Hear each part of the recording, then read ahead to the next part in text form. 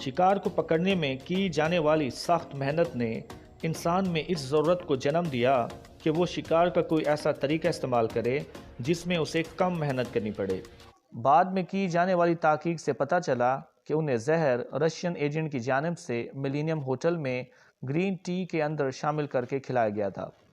अस्सलाम वालेकुम dear friends, आज हमारी वीडियो का जो टॉपिक है वो एक ऐसी चीज़ से रिलेटेड है कि जिसको अगर हम पॉजिटिवली यूज़ करें तो हमारे लिए दोस्त साबित होगा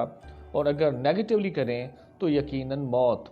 तो आज हम बात करेंगे पॉइज़न यानी कि जहर के बारे में कि इसकी तारीख़ क्या है और जो जहर है वो कैसे दरियाफ्त हुआ, और तारीख़ में इनसे जुड़े कुछ वाक़यात भी आप लोगों से शेयर करूँगा जो आपके तारीख़ी नॉलेज में तो इजाफ़ा करेंगे ही, साथ ही आपके अंदर इस एहसास को पैदा करेंगे कि भी इन जहर से रिलेटेड एहतियात कितना ज़रूरी है। और इस वीडियो के एंड पे मैं आप लोगों से अपने गांव का एक वाक़या जो है ना शेयर करूंगा जो इसी जहर से रिलेटेड है, और वो वाक़या मेरी अपनी आंखों का देखा हुआ है।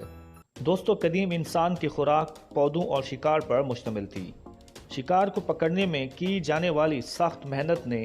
इंसान में इस ज़रूरत को जन्म दिया कि वो शिकार का कोई ऐसा तरीका इस्तेमाल करे जिसमें उसे कम मेहनत करनी पड़े, और यूं इंसान की सोच ने जहर को दरियाफ्त किया जिससे वो शिकार के औजार पर लगाकर हमला करते थे। और इस बात का सबूत कदीम शिकारी औजारों के आगे मौजूद एक नाली से मिलता है जिसके बारे में कहा जाता है कि ये एक ट्यूबोकोरियन नामी जहर को स्टोर करने के लिए इस्तेमाल होती थी, और जैसे ही औजार शिकार के जिस्म को चीर कर घुसता था तो ये जहर अपना असर दिखाकर शिकार को मफलूज कर देता और यूं शिकारी के लिए उसको पकड़ना आसान अमल हो जाता। ताहम तारीखी शवाहिद के मुताबिक जहर को खाने पीने या मशरूबात में इस्तेमाल करके कत्ल करने की इतला सबसे पहले 331 कब्ल मसीह में मिली, और इसके बाद जहर देकर जान लेने का अमल बहुत आम हो गया। बहुत से हुक्मरान अपने किसी सियासी या मुआशी हरीफ को ठिकाने लगाने के लिए मुख्तलिफ किस्म के जहरों को इस्तेमाल करते थे। जान लेने का तरीका उस वक्त जोर पकड़ गया जब अरबों ने जहर की एक ऐसी शक्ल तैयार कर ली जो बू के बगैर थी और बिल्कुल शफाफ थी, जिससे मकतूल को जहर की पहचान करना मुश्किल हो जाता। तारीख़ी किताबों में ये कहा जाता है कि शुरू में जब भी कोई जहर ईजाद होता था तो उसका इल्म सिर्फ जो है ना कबीले के सरदारों और बादशाहों तक ही खुफिया रखा जाता था, और अगर किसी शख्स की मौत जहर से हो जाती तो वो लोग जिन्हें जहर के बारे में पता नहीं था वो ये समझते थे कि इनकी मौत किसी चुड़ैल या जो है ना भूत की वजह से हुई है। उस वक्त जहर से रिलेटेड लोगों के अंदर जो दकियानुसी ख्यालात थे वो भी बहुत आम थे। जहर की वजह से मरने वाले लोगों की बढ़ती तादाद ने कुछ लोगों के अंदर इस खौफ को बिठा दिया कि कहीं जहर देकर उन्हें कत्ल न कर दिया जाए, और इसी खौफ ने कुछ लोगों के अंदर ये जस्तजू पैदा की कि क्यों ना कोई ऐसी दवाई तैयार कर लें जो इस जहर के असर को ख़त्म कर दे। और इन्हीं खौफज़दा लोगों में से एक था मैथ्रीडेट्स, जो पोंटस का बादशाह था, और वो हर वक्त इसी खौफ में मुब्तला रहता था कि कहीं उसे जहर देकर मार न दिया जाए। और आखिरकार उसने इस खौफ से छुटकारा हासिल करने के लिए ये ठान ली कि मैं एक ऐसी दवाई तैयार करके रहूँगा जो इस जहर के असर को ख़त्म कर दे। मैथ्रीडेट्स का ये मानना था कि वो जानदार जो जहरीली खुराक के ऊपर पलता हो उसके ऊपर जहर का असर नहीं होता, इसलिए वो जहर के ख़िलाफ़ इम्यूनिटी हासिल करने के लिए जहरीली चीज़ों को खुराक के तौर पे भी इस्तेमाल करते थे। और इस तरह के एक्सपेरिमेंट उन्होंने सबसे पहले अपनी सल्तनत में मौजूद कैदियों के ऊपर भी किए। एक बहुत ही मशहूर तारीख तान प्लानी दी एल्डर ने अपनी किताब में लिखा है कि पोंटस की सल्तनत के एक ज़िले में एक बदख का खून पाया गया जो जहरीली खुराक के ऊपर पलता था, और उस बदख ने जहर के ख़िलाफ़ इम्यूनिटी हासिल कर ली, और फिर इस बदख के खून को जहर के ख़िलाफ़ दवाई बनाने में भी इस्तेमाल किया जाता था। इतना मेहनत और ताकत करने के बाद आखिरकार मैथ्रीडेट्स जहर का तरियाक बनाने में कामयाब हुआ। उसने मुख्तलिफ़ किस्म की जड़ी बूटियों और केमिकल्स को मिला के एक फार्मूला तैयार किया जिसे उसने उस वक्त मैथ्रेडियम का नाम दिया, और मैथ्रेडियम जहर के ख़िलाफ़ इलाज में काफ़ी कारआमद साबित हुआ। अब हम बात करते हैं ब्रैडफोर्ड इंग्लैंड में स्वीट पॉइजनिंग के उस वाक़े की जिसमें मिठाई के अंदर हादसाती तौर पर जहर के शामिल होने से तकरीबन 200 लोग अपनी जान से हाथ धो बैठे। दोस्तों, ये बात है 30 अक्टूबर 1858 की कि जब विलियम हार्डेकर नामी शख्स ग्रीन मार्केट ब्रैडफोर्ड में मिठाई का एक स्टॉल लगाया करता था। ये मिठाई सेलर अपने इलाके में हम्बेक बैली के नाम से मशहूर था। हार्डेकर अपने स्टॉल के लिए मिठाई खुद तैयार नहीं करता था, बल्कि वो कुछ माइल्स दूर जोसेफ नील नामी शख्स से तैयार शुदा मिठाई लिया करता था جوزف نیل مٹھائی میں ملاوٹ کے طور پہ جپسم پاؤڈر کو شامل کرتا تھا، جسے اس وقت ملاوٹ کرنے والے لوگ ڈف کے نام سے پکارتے تھے۔ ایک دن نیل نے اپنے ملازم آرچر کو ایک فارمیسی پر بھیجا کہ ڈف لے آؤ، اور اس فارمیسی کو ہاٹسن نامی شخص چلایا کرتا تھا، مگر اس دن وہ تھوڑے سے بیمار تھے، اس لیے اس نے اپنے ملازم کو کہا کہ اسٹور میں جا کر آرچر کے لیے ڈف لے آؤ۔ ساتھ ہی ملازم نے سوال کیا کہ ڈف کہاں پڑا ہوا ہے، جس پر ہاٹسن نے کہا کہ وہ ایک بڑے سے کیس یعنی کہ لکڑی کے ڈرم میں پڑا ہے۔ ملازم نے اسٹور میں جا کر غلطی سے جپسم پاؤڈر کی بجائے ایک اور ڈرم میں سے 5.5 کلو آرسینک ٹرائی آکسائڈ تول کر آرچر کو پکڑا دیا۔ اور حیرت کی بات یہ ہے کہ نیل کی دکان پر مٹھائی بنانے والے کاریگر جیمز اپلٹن نے بھی یہ محسوس نہیں کیا کہ وہ کیمیکل جو مٹھائی میں ملاوٹ کے طور پہ استعمال کر رہا ہے وہ جپسم نہیں بلکہ کچھ اور ہے۔ لیکن جیمز نے مٹھائی کی تیاری کے دوران یہ ضرور آبزرو کیا کہ مٹھائی معمول کے مطابق تیار ہونے والی مٹھائی سے کچھ مختلف نظر آ رہی ہے، لیکن مٹھائی کی تیاری کے دوران آرسینک کی وجہ سے اس کی صحت پر بھی اثر پڑ چکا تھا، جس سے اس کے جسم میں شدید درد اور اسے الٹیاں شروع ہو گئیں، اور صحت کی اسی خرابی کی وجہ سے وہ اس بات پہ زیادہ غور نہیں کر سکا کہ تیار ہونے والی مٹھائی کچھ مختلف ہے۔ اب اس تیار ہونے والی مٹھائی میں سے تقریباً 18 کلو گرام ہارڈیکر کے اسٹال پر سپلائی کی گئی، اور سپلائی ہونے کے پہلے رات ہی ہارڈیکر نے اچھی خاصی مٹھائی سیل کر دی، اور اس مٹھائی کو خود بھی اس نے ٹیسٹ کیا۔ اب جن لوگوں نے اس مٹھائی کو کھایا ان میں سے تقریباً 21 لوگ صبح تک ہی مر گئے، اور ان کے علاوہ بہت سارے لوگوں کو ہسپتال میں کریٹیکل سچویشن میں داخل کیا گیا، اور یوں کچھ دن تک مرنے والوں کی تعداد 200 تک پہنچ گئی۔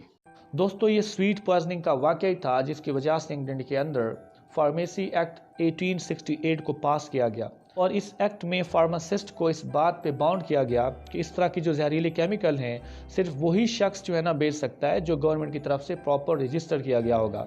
اور ساتھ ہی جب اس طرح کے زہریلے مواد کسی کسٹمر کو بیچے جائیں گے تو اس کسٹمر سے پراپر ایک جو ہے نا فارم فل کرایا جائے گا، اور اس فارم فل کرانے کا مقصد یہ ہوگا کہ جب وہ پورا فارم فل کر لے گا تو اس کسٹمر کو زہر سے ریلیٹڈ تمام خطرات کے بارے میں آگاہی مل جائے گی۔ اب ہم بات کرتے ہیں ایک English serial killer Graham young کی، جو زہر دے کر لوگوں کو قتل کرتا تھا،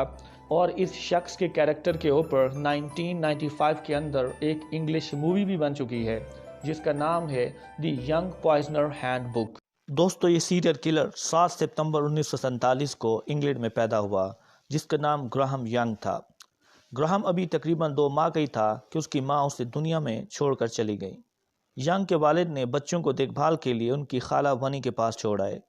ینگ کو اپنی خالہ کے ساتھ بہت لگاؤ ہو گیا، لیکن اس کے ساتھ اس وقت بہت برا ہوا جب ان کے والد نے 1950 میں دوسری شادی کی اور گراہم کو خالہ سے واپس لے آئے،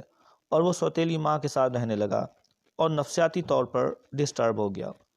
ینگ کو بچپن میں ہی کیمسٹری اور ٹاکسالوجی یعنی کہ زہر کے علم میں خاصی دلچسپی پیدا ہو گئی۔ گراہم نے بہت سے خطرناک زہر مختلف لیبارٹری سے مطالعے کی غرض سے اکٹھے کر لیے، اور ان زہروں کو حقیقی انسانوں پر آزمانے کا فیصلہ کیا، جس کی شروعات اس نے اپنے خاندان کے لوگوں اور دوستوں کو چائے کے کپ میں زہر دینے سے کی۔ اس کے زہر دینے سے اس کے فادر، بہن اور سوتیلی ماں شدید بیمار ہو گئیں اور انہیں ہسپتال میں داخل کیا گیا۔ اس کی سوتیلی ماں ہسپتال میں دم توڑ گئی۔ اس وقت ڈاکٹرز اور باقی لوگوں کو یہی لگا کہ سب لوگوں کا ایک ساتھ بیمار ہونا شاید کسی وائرس کے حملے کی وجہ سے ہے، لیکن گراہم کی خالہ کو اس پر شک ہوا اور وہ اسے ایک ماہر نفسیات کے پاس لے گئی، اور ماہر نفسیات نے اس وقت پولیس کو بلانے کی سفارش کی جب اس سے اندازہ ہوا کہ گراہم کو زہر کے بارے میں خاصی دلچسپی ہے، اور وہ بہت سے سیریل کلر کے بارے میں کتابیں بھی پڑھ چکا ہے اور ان سے بہت متاثر بھی ہے۔ آخرکار 23 مئی 1962 کو گراہم کو گرفتار کر لیا گیا، جس کے بعد اس نے سوتیلی ماں سمیت دوسرے لوگوں کو زہر دینے کا اعتراف بھی کیا۔ اس کے بعد گراہم کو براڈ مور، جو کہ ایک نفسیاتی قیدیوں کا ہسپتال تھا، وہاں پر قید رکھا گیا، اور جون 1970 میں ڈاکٹرز نے گراہم کو ذہنی ٹھیک قرار دیتے ہوئے اور کم عمری کی وجہ سے رہا کرنے کی سفارش کی۔ رہائی کے بعد گراہم نے ایک فیکٹری میں ملازمت اختیار کی جہاں ایک زہریلے کیمیکل تھیلیم سے فوجی ساز و سامان بنایا جاتا تھا، اور وہاں پر جاتے ہی گراہم نے فیکٹری کے ورکرز کے لیے خوشی خوشی چائے بنانے کی پیشکش کی، اور ساتھ ہی چائے میں تھیلیم زہر ملا کر دینا شروع کر دیا، جس سے بہت سے لوگ ایک دم شدید بیمار پڑ گئے اور فیکٹری میں ایک تفتیشی ٹیم کو بھیجا گیا۔ تحقیق کے دوران تفتیشی ٹیم کو گراہم پر اس وقت شک پڑا جب گراہم نے تفتیشی ٹیم کو فیکٹری میں استعمال ہونے والے تھیلیم کے بارے میں بتایا کہ یہ ایک زہریلا کیمیکل ہوتا ہے، کہیں لوگوں کی صحت پر حساسی طور پہ اس کا اثر نہ پڑ رہا ہو۔ تفتیشی ٹیم نے شک ہونے پر جب گراہم کے روم کی تلاشی لی تو انہیں زہر سے متعلق کچھ بکس ملیں اور ساتھ ہی ایک ڈائری ملی جس میں گراہم نے فیکٹری میں چائے کے اندر تھیلیم ملانے کے بارے میں درج کر رکھا تھا۔ یوں گراہم کو دوبارہ گرفتار کر لیا گیا اور اسے 4 دفعہ عمر قید کی سزا سنائی گئی اور وہ یوں جیل کے اندر قید کے دوران ہی ہارٹ اٹیک ہونے سے مر گیا۔